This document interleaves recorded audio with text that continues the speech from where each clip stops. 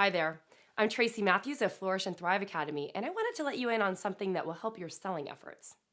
Don't make these annoying mistakes when pitching to stores.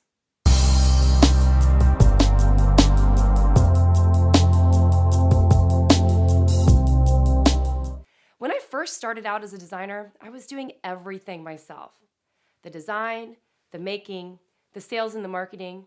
I was a one-woman show. I made a lot of mistakes in the beginning, including a few that really annoyed buyers. When I was reaching out to retail store prospects, I was going about it all wrong.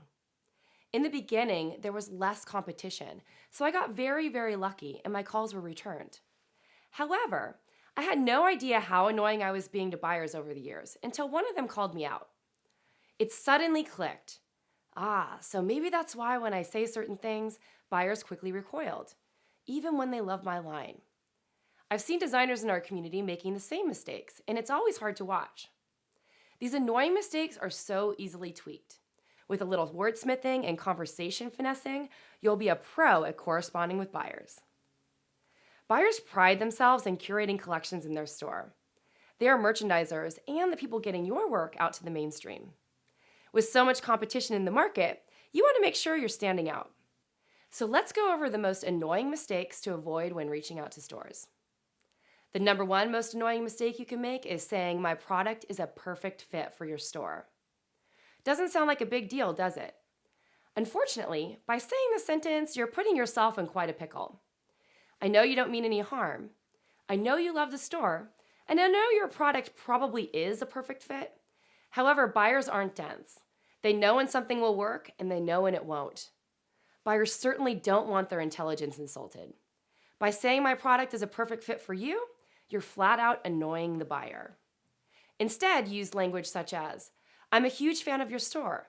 In fact, my collection hangs really well with designers like Maya Brenner and Jennifer Meyer. Make sure you insert your own examples here. My line merchandises really well with the other lines you carry. Or, I feel that the aesthetic of your assortment is in sync with my collection. Modern, clean, and beautiful, or whatever your aesthetic is. Now that wasn't so hard, was it? Let's move on to the second mistake.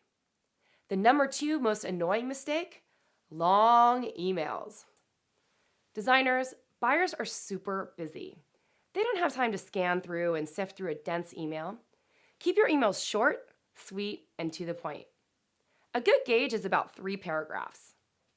Paragraph 1 should cover an introduction. This should be maximum 3 sentences. Paragraph 2 should be a brief description of your collection. And paragraph 3 should tell them how they can learn more, order, and get in touch. Make sure you link to your website and line sheets while you're reaching out. Finally, if you don't want to annoy a buyer, don't include large attachments.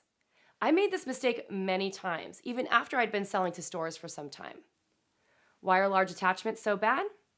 Not only do they often get stuck in a spam folder, but they usually take so long to load that the buyer might not bother opening it.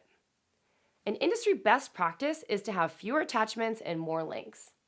Include a few images in the body of the email and link to larger files like line sheets, lookbooks, and catalogs. This rule applies not only to retail buyers, but the press as well. I made these annoying mistakes for years until I learned the truth from buyers who were kind enough to actually tell me.